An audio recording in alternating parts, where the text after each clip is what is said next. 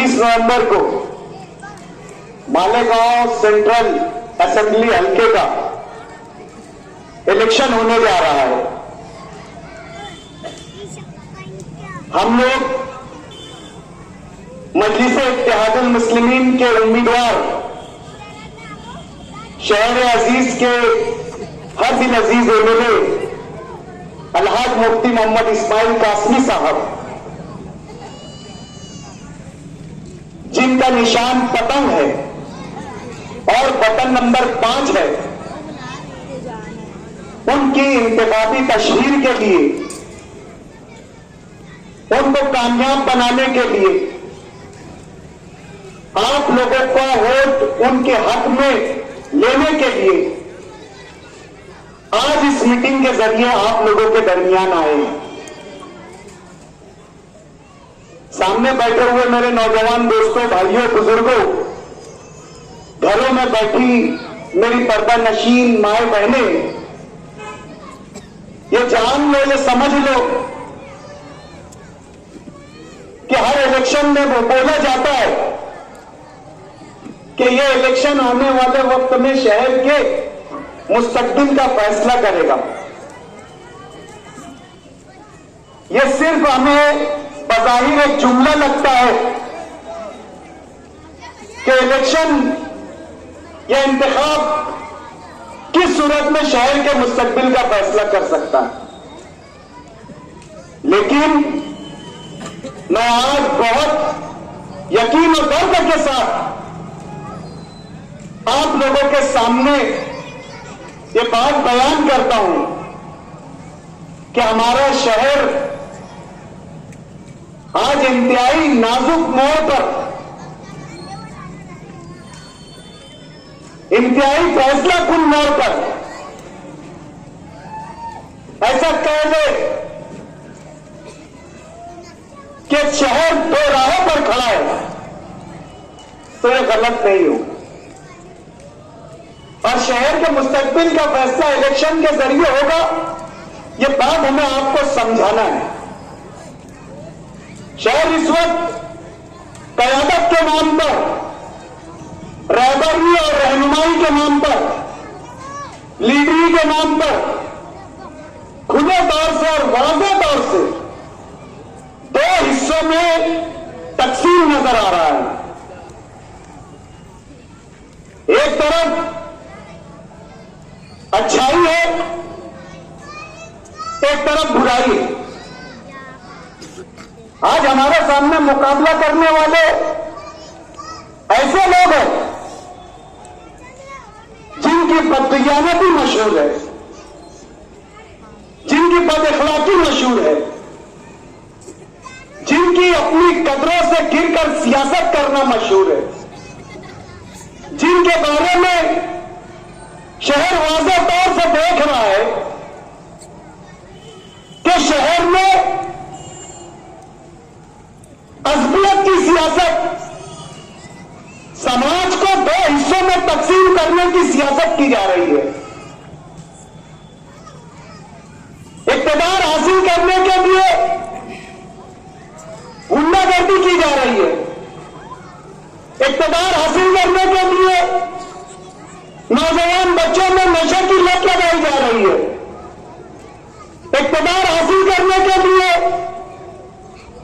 ऐसे लोगों का साथ लिया जा रहा है या ऐसे लोगों की हौसला अफजाई की जा रही है जो समाज में बुराई को आम कर रहे हैं, 2 नंबर का धंधा कर रहे हैं, जुगाड़ चला रहे हैं, सट्टा चला रहे हैं। ऐसे लोगों की पुष्टपनाही हमारे मध्य मुकाबिल के उम्मीदवार और उनका घराना कर रहा है। जहां से हमने कहा कि शहर दो राहों पर खड़ा है, वहां पर एक लीडर का मंशूर, एक लीडर की सोच, एक लीडर की पहचान हमने अभी आपके सामने रखी। और आज मजलिस-ए-इत्तेहादुल मुस्लिमीन के जो उम्मीदवार है अलहाज मुफ्ती मोहम्मद इस्माइल कासमी साहब, आज उनकी शख्सियत इखलाकियात पर मामूर है,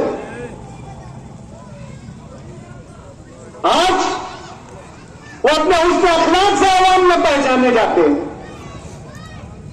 आज वो सियासत के लिए अपनी कदरों का, अपने मयार का, अपनी सोच का सौदा नहीं कर रहे हैं। क्या आज मुफ्ती मोहम्मद इस्माइल कासमी साहब के पास ऐसे लोग नहीं आ रहे होंगे जिनका जिक्र और तस्करा मैंने अभी किया कि जो लोग नौजवानों को नशे में धकेल रहे हैं, गुंडागर्दी कर रहे हैं, 2 नंबरी कारोबार करना चाहते हैं, क्या ऐसे लोग तो कुछ शहर के एमएलए की जरूरत नहीं है? क्या शहर के एमएलए बनने के लिए मुफ्ती इस्माइल साहब को भी इस तरह की ताकत की जरूरत नहीं है? लेकिन यहीं पर मुफ्ती इस्माइल कासमी और मजलिस इत्तेहादुल मुस्लिमीन और मजलिस इत्तेहादुल मुस्लिमीन के जिम्मेदारान अपने नजरिए का तहफ्फुज कर रहे हैं, अपनी कदरों की हिफाजत कर रहे हैं और कोई ऐसा समझौता नहीं कर रहे हैं कि आने वाले वक्त में जिससे शहर को नुकसान हो, कौम को नुकसान हो और माशरे को नुकसान हो। यही इस इलेक्शन का वाज़ेह और बुनियादी फर्क है। यही बात पर हमें फैसला करना है कि हमें शहर को तबाही की तरफ धकेल देना है या फिर शहर की जो पहचान है, जो तशख्खुस है, उसकी बका की लड़ाई लड़ना है। हमारा शहर मस्जिद मीनारों के नाम से पहचाना जाता है। हमारा शहर इल्म अदब का गहवारा कहलाता है। हमारा शहर अन्न पसंद शहर है। अभी इसकी मिसाल यहां पर बैठे स्टेज के लोग हैं जो गंगा जमनी तहजीब के मानने वाले। यही हमारे शहर की पहचान है, यही हमारे शहर की खुशअस्लूबी, खुशनुमाई है कि आज हमारा शहर बैनुल अक़वामी सतह पर न सिर्फ हिंदुस्तान में बल्कि पूरी दुनिया में इल्म दीन के मदारिस की वजह से जाना और पहचाना जाता है। शहर में बैनुल अक़वामी मदारिस है जहां पर इंटरनेशनल लेवल पर दीनी तालीम हासिल करके आज मुल्क भर में, दुनिया भर में लोग दीन की खिदमत कर रहे हैं। यह ऐसा हमारा शहर है और आज इसकी तहजीब को, इसकी सकाफत को मिटाने की कोशिश आज एक सियासी, हमने बताया कि वो लोग जो मुफ्ती इस्माइल के सामने, मजलिस इत्तेहादुल मुस्लिमीन के सामने उम्मीदवारी कर रहे हैं अपनी सियासत को चमकाने के लिए, शहर में एमएलए की कुर्सी हासिल करने के लिए, आपकी वोट हासिल करने के लिए हर हरबा इस्तेमाल कर रहे हैं। शहर में मुसलमानों में दूरी, ना इत्तेफाकी पैदा करने की सियासत की जा रही है। शहर के मुजाफात के इलाकों में, बस्तियों में असबियत की सियासत, बराबरीवाद की सियासत की जा रही है, तेरे मेरे की सियासत की जा रही है। मुसलमानों को और शहर के वो लोग जो अपने आप को मुत्तहिद रखना चाहते हैं या रखते आए हैं, जिन लोगों ने शहर की तहजीब की हिफाजत की है, जो दो समाज हमेशा से मिलकर इत्तेहाद और इत्तेफाक के साथ इस शहर में रहा है, दोनों समाजों ने दोनों समाजों की तहजीबों की इज्जत की है, रस्मों की इज्जत की है, दोनों समाजों ने एक दूसरे की खुशी और गम में हमेशा बराबर एक दूसरे का साथ दिया है। आज कुछ नाआकिबत अंदेश, बदख्वाह, बदनजर, बददियानत लोग शहर की इस खूबसूरती को, शहर के इस हुस्न को, शहर की इस जान और रूह को खत्म करना चाहते हैं। क्यों? क्योंकि वो शहर के एमएलए बन जाए लोगों में नफरत फैलाकर, लोगों में दूरियां पैदा करके वो शहर में एमएलए बन जाए। और इस ख्वाब को पूरा करने के लिए क्या नहीं कर रहे? शहर के साबिक अव्वलीन शहरी, शहर के एक पार्टी के जिम्मेदार, शहर के सियासी और समाजी शख्सियत अब्दुल मालिक पर सिर्फ इस मकसद से फायरिंग करवाई गई कि शहर में उनका खौफ, उनका दबदबा, उनका डर लोगों के दिलों में कायम हो जाए। और जो आज मुज़ाफ़रात की बस्तियों में, कच्ची बस्तियों में वाज़ेह तौर से दिखाई दे रहा है। मैं बोलता आ रहा हूं कि आजादी बहुत बड़ी नेमत है। अल्लाह की अजीम नेमतों में से एक नेमत आजादी है। आज मुज़ाफ़रात की बस्तियों में जो जमहूरियत ने हमें आजादी दी है कि हम खुले तौर से अपने दिल से जो हमें अच्छा लगे, बेहतर लगे, उसके हक में अपनी वोट देकर अपने मिली, दीनी, समाजी, मजहबी और सियासी जो है हक का इस्तेमाल करें। सियासी हक वोट है, वहीं पर वोट मजहबी हक भी है। वोट शहादत है, वोट गवाही है, वोट एक अमानत है। वोट का सवाल आपसे हश्र के मैदान में किया जाएगा कि आपने किस बुनियाद पर अपने शहर और अपने समाज और अपनी कौम और मिल्लत के लिए नुमाइंदा मुंतखब किया। ये एक अमानत, ये एक शहादत, ये एक जमहूरी हक।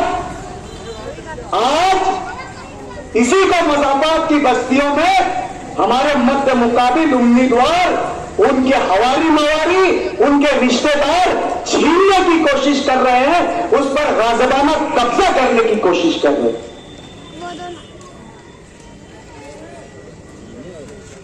कुछ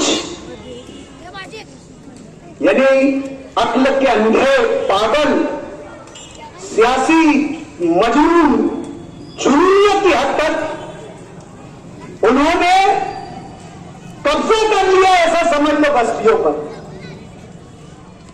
और बस्तियों के लोगों से अपनी पहचान को छीनना चाहते, अपनी डिग्निटी को छीनना चाहते, अपने नजरिए को, अपने पॉइंट ऑफ व्यू को छीनना चाहते, अपने हक को छीनना चाहते हैं गुंडागर्दी के जरिए, दादागिरी के जरिए। अगर इन लोगों की सियासत, इन लोगों का मकसद अगर ये कामयाब हो जाते हैं तो आने वाले वक्त में उनकी गुंडागर्दी पूरे शहर में बढ़ जाएगी। फिर उससे ना हम महफूज रहेंगे, ना हमारे बच्चे रहेंगे, ना हमारे बच्चों का मुस्तकबिल रहेगा। आज नशा उनके लिए आम बात है, नशे को ऐब नहीं समझते, नशा करने और कराने को ऐब नहीं समझते। कुत्ता गोली, सुलेशन, इस तरीके के नशे को आम किया जा रहा है, नौजवान बच्चों में फैलाया जा रहा है। खुद भी मुलव्विस है, अपराध खाना भी मुलव्विस है, अपराध खाना के दोस्त भी मुलव्विस है। छोटे से बड़ा, बड़े से छोटा आज नशे में मुलव्विस है। एक कल्चर बना दिया है उन्होंने, एक सकाफत बना दिया है नशे को, जिसे समाजी बुराई नहीं कह सकते। इस तरीके का मामला उन्होंने नशे के ताल्लुक से कर रखा है। गुंडागर्दी और दादागिरी का यह माहौल पैदा कर दिया गया कि बातें मस्जिद के मिंबर महराब तक पहुंच गई है। इनकी सियासत और सियासत मस्जिद के तकद्दुस को भी नहीं बख्शा। नबी करीम सल्लल्लाहु अलैहि वसल्लम के मिंबर को नहीं बख्शा। अभी जुमा में एक मस्जिद में एक आलिम दीन हालात हाजरा पर खिताब कर रहे थे। जुमे के खुतबे का मकसद यह होता है कि हफ्ते भर की होने वाली कार्रवाई वाक़ियात को जुमा के खुतबे में आलिम दीन और या इमाम बयान करे। यह मकसद होता है जुमा के खुतबे का। सियासत में इलेक्शन चालू है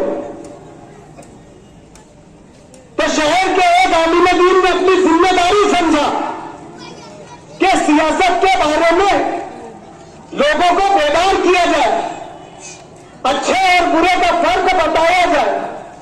वोट की बुनियाद किस बात पर होना चाहिए, आपका नुमाइंदा रहबर लीडर कैसा होना चाहिए, मिंबर से खड़े होकर आलिम दीन बयान अगर करता है तो इनके हवाली मवाली, इनके साबित तौर पर एडर के फर्जंद जाकर आलिम दीन का माइक छीन लेते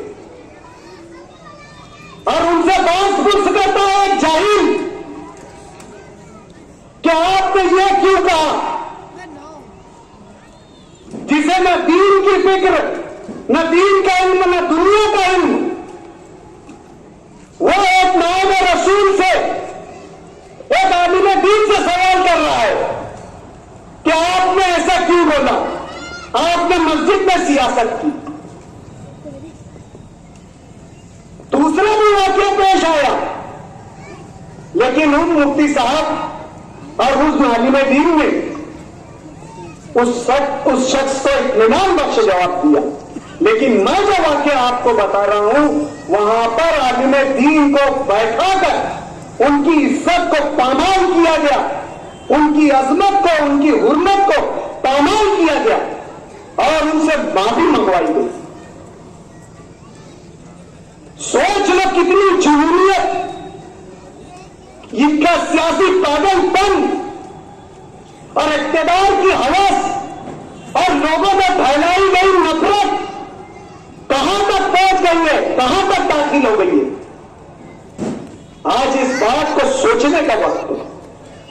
इसीलिए हम कह रहे हैं कि आने वाला इलेक्शन जो है वो शहर के मुस्तकबिल को तय फैसला करेगा, मुस्तकबिल को तय करेगा।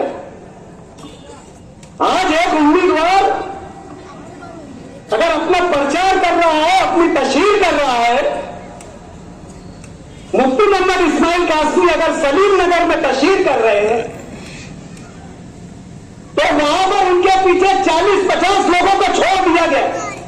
हुल्लड़बाजी, नारेबाजी, फहश कलामी, गालियां, बदकलामी की गई।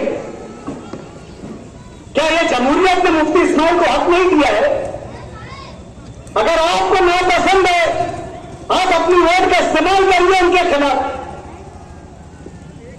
पर जमहूरियत ने तो मुफ्ती इस्माइल को हक दिया है कि वो अपनी तशहीर करे, हर घर पर जाए, डोर टू डोर जाकर अपना कैंपेन कर सकते हैं। लेकिन मैं कह रहा हूं, आजादी जो नेमत है, उस नेमत को ये लोग छीनना चाह रहे हैं। जो आप लोग आजाद है सियासी तौर से, समाजी तौर से, उस आजादी को ये छीनना चाह रहे हैं आपसे। कभी आपने इस नहज पर इलेक्शन देखा? कभी आपने इस तरीके से शहर में इलेक्शन होते हुए देखा? कभी इस तरीके की सियासत में गुंडागर्दी देखी? कभी किसी को इख्तियार के हुसूल के लिए इस हद तक पहुंचते देखा? नहीं देखा होगा आपने। हर वो हरबा इस्तेमाल कर रहे हैं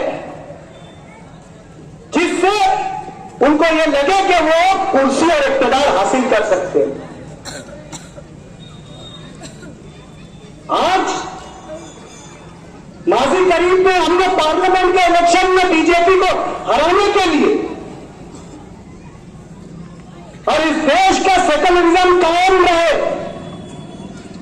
इस देश का आइन कॉन्स्टिट्यूशन कायम रहे, इस नियत से बिना मुआवजा, बिना कीमत हमारे घरों पर वोट की चिट्ठियां पहुंची नहीं पहुंची, हमें किसी ने रिक्शा से लेकर गया नहीं गया, हमने अपनी जिम्मेदारी समझते हुए बीजेपी के खिलाफ कि बीजेपी को हराना है, बीजेपी जैसी तंगनजर पार्टी को इस मुल्क से खत्म करना है, जो इस मुल्क की जमहूरियत की, इस मुल्क के संविधान की दुश्मन है,